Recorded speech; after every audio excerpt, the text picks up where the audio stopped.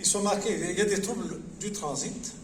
Vous allez voir qu'on étudiera uniquement un, c'est la constipation, des douleurs abdominales, mais surtout, souvent, une dimension psychologique qui est une source d'anxiété parentale. Vous voyez la classification des troubles fonctionnels digestifs de l'enfant selon Rome 4. Vous avez les régurgitations chez le nourrisson, le syndrome de rumination, le syndrome de vomissement cyclique, les coliques infantiles, diarrhée fonctionnelle, les dyskésies chez le nourrisson et la constipation fonctionnelle. Nous verrons les régurgitations, les coliques et la constipation fonctionnelle parce que probablement c'est les plus fréquentes.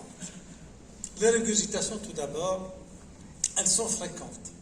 Entre 3 semaines et 12 mois, elles se traduisent par une expulsion facile d'une partie du contenu gastrique, plusieurs fois par jour.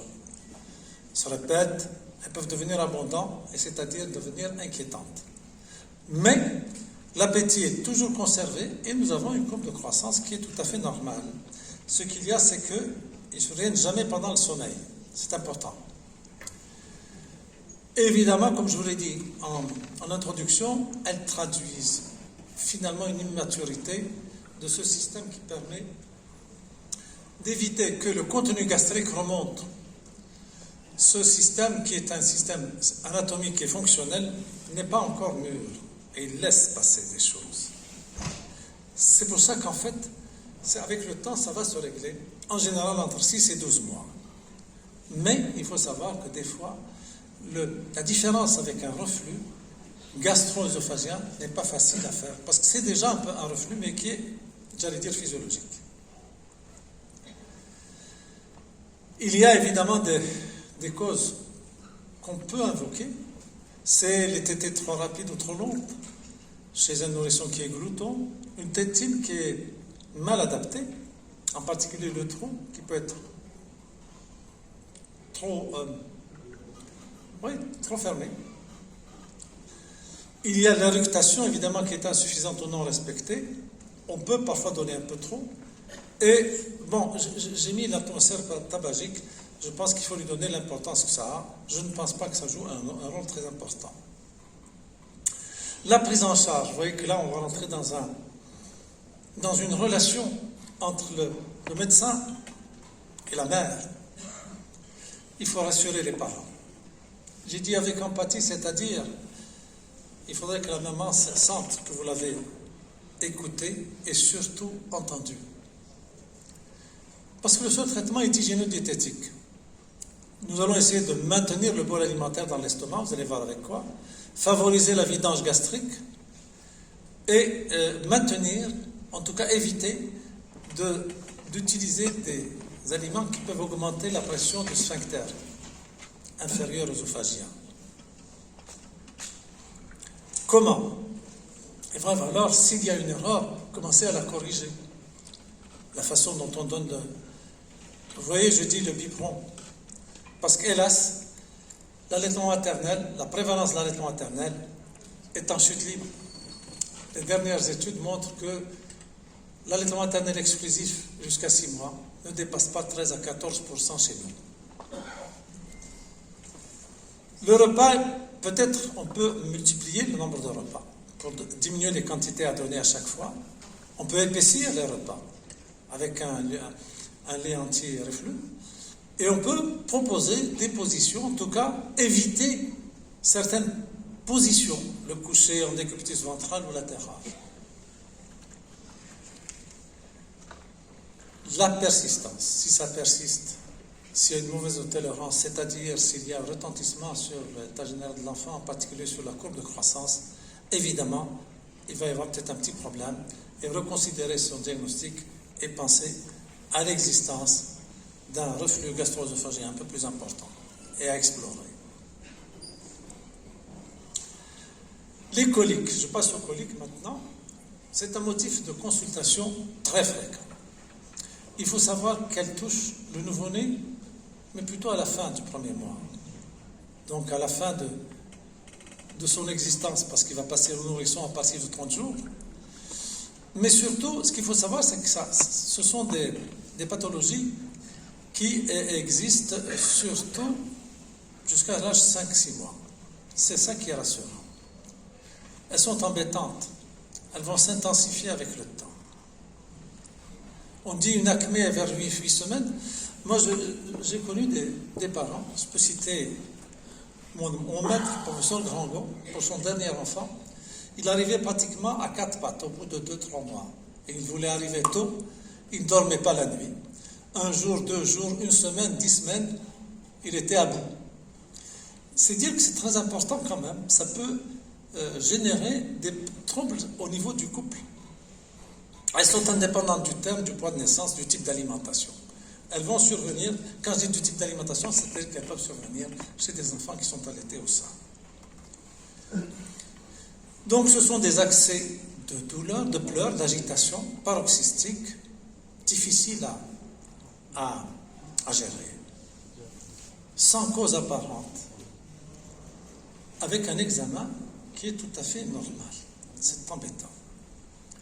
Alors vous voyez, c'est là où on va évoquer plusieurs causes. On ne sait pas finalement quoi c'est dû. On évoque des facteurs psychologiques et comportementaux, des troubles de la motricité intestinale, des facteurs alimentaires. Et vous allez voir qu'en réalité, ce sont probablement les 3 à la fois. Il y a toujours autour de ce terrain une atmosphère d'anxiété parentale. On a évoqué aussi parfois des compétences parentales qui sont débordées. Possible. Un surinvestissement, vous voyez à l'inverse, un surinvestissement. Un stress émotionnel pendant et après la grossesse. Attendez, je vais juste dire un mot ici. Stress émotionnel pendant et après la grossesse. Tout à l'heure, en écoutant notre éminente pédopsychiatre, elle m'a rappelé une discussion que j'ai eue un jour avec M. Boris Cyrulnik, qui était en train de faire une étude chez les femmes israéliennes en grossesse, le stress sur les conséquences chez le fœtus de stress, c'est-à-dire une hypercortisolémie qui pouvait engendrer des lésions au niveau du cerveau. Ce que je veux dire ici, c'est que finalement, c'est très important, ce stress, qu'il faut apprendre à gérer, qu'il faut respecter. Les facteurs alimentaires. On a évoqué l'intolérance au lactose. Moi, à mon avis, sans avoir vraiment fait la preuve. On a évoqué également une allergie aux protéines de lait de vache. Rappelez-vous, l'intestin, chez l'homme, chez l'enfant, est aussi, et probablement le plus important, organe immunitaire. Rappelez-vous également que ce qu'on appelle maintenant, ce qu'on appelait la flore bactérienne, probablement joue un rôle dans la transmission de l'information entre la lumière intestinale et le système immunitaire qui est contenu dans la muqueuse. Et aujourd'hui, une des hypothèses qu'on formule à son égard, c'est celui de troubles qui peuvent générer plus tard un certain nombre de pathologies, dont le diabète de type 2. Donc les troubles de la motricité aussi ont été évoqués. Évidemment, la motricité n'est pas celle d'un enfant ou d'un adulte normal. Elle se met en place. Il y a les modifications de la flore bactérienne. Vous savez très bien que l'enfant naît avec pas de flore. Il va être colonisé. La colonisation de l'intestin se fait à la naissance avec les germes du périnée et du vagin de la femme, mais surtout chez nous, où les accouchements sont à l'hôpital, c'est également avec la flore bactérienne qui existe au niveau de l'environnement. Bon, on a invoqué également le taux bas d'acide biliaire intraluminal. C'est pas du tout évident, c'est pas encore prouvé. Vous voyez que finalement, il y a un tas d'hypothèses qui sont évoquées pour expliquer les coliques, mais ce qu'il y a, à mon avis, de sûr, c'est que probablement, il y a une immaturité du système digestif qui va commencer à s'adapter et qui va mettre du temps. Alors, finalement, l'examen, il est normal. Le nourrisson, il va bien. Parfaite santé. Souvent, il a moins de 5 mois. C'est important, ça. Il a une croissance saturopondérale et un développement psychomoteur normaux, mais il y a toujours ces cris et ces pleurs paroxystiques récurrentes plusieurs fois par semaine depuis plus d'une semaine. C'est les critères de Rome. Évidemment, là aussi, je m'excuse, je reviens encore sur cette histoire. La relation du médecin avec les parents, avec la mère en particulier, est très importante. Vous voyez qu'ici aussi, il s'agit de rassurer. On ne peut pas rassurer uniquement avec des paroles si la mère en face ne sent pas qu'elle a été écoutée et entendue. C'est pour ça qu'il faut éviter le langage banalisant.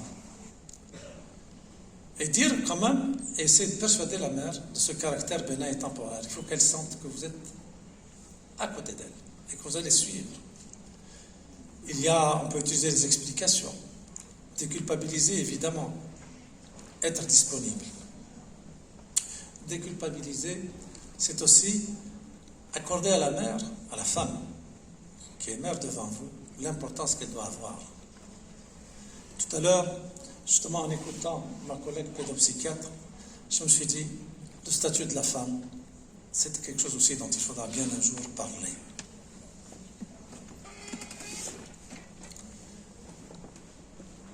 Utilisation des petits moyens, voilà, c'est ça aussi. Limiter l'absorption d'air des tétines percées. Vous savez qu'il faut qu'elles soient percées pas trop, ni dans un sens ni dans l'autre. La vitesse également est importante.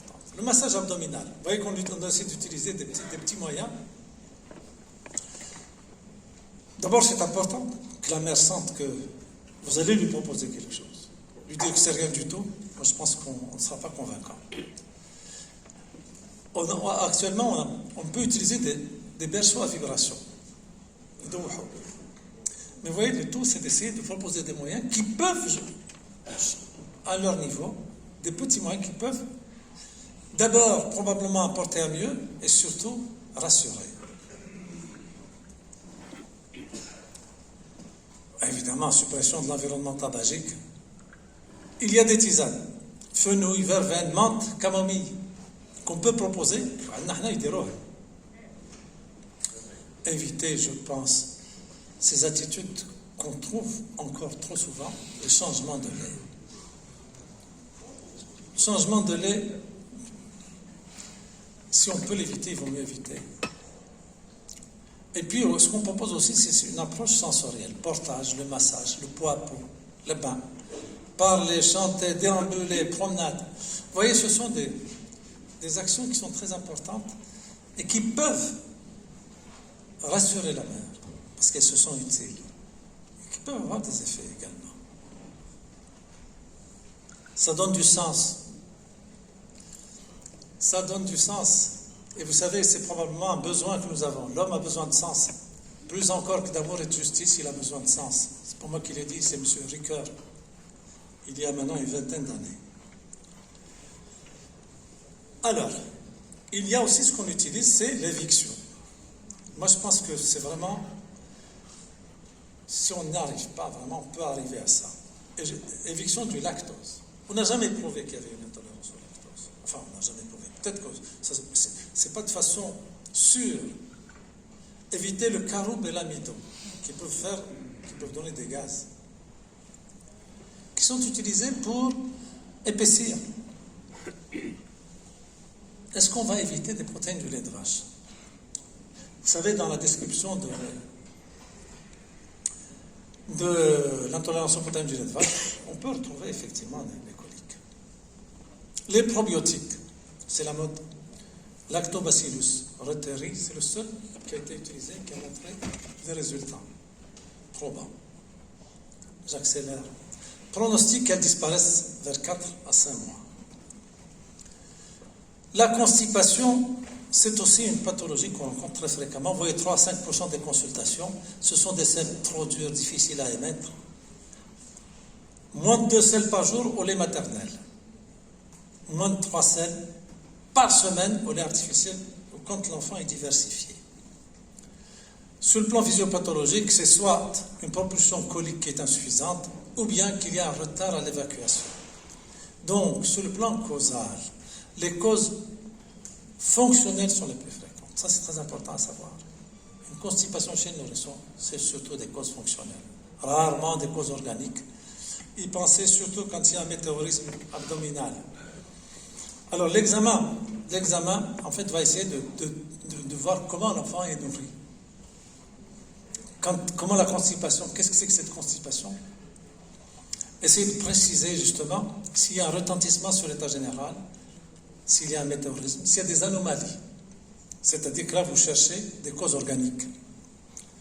ou bien des pathologies qui peuvent donner des constipations, comme l'hypothyroïdie par exemple. Au terme de cet examen, très souvent, puisqu'on parle de constipations fonctionnelles qui sont de façon écrasante les plus fréquentes,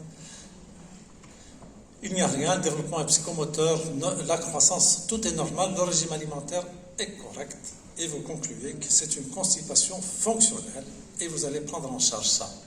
Il y a deux façons de prendre en charge, surtout vous allez utiliser les moyens hygiéno-diététiques, plus rarement des médicaments, on va voir lesquels. Alors, vous voyez que les nourrissons au sein, il faut rassurer les parents, pas abandonner le sein. Voir le régime alimentaire de la maman, s'il n'y a pas des aliments qui peuvent, en passant dans le lait, provoquer cette constipation. Ce qu'il y a, c'est qu'on va conseiller d'augmenter la ration hydrique de l'enfant. Diversifier à 4 mois, éviter certaines manœuvres qu'on utilise, c'est le thermomètre et les sucres de glycérine. La répétition, effectivement, de l'utilisation de ces peuvent gêner, provoquer des problèmes dans la sensibilité anale, qui est très importante dans la défécation.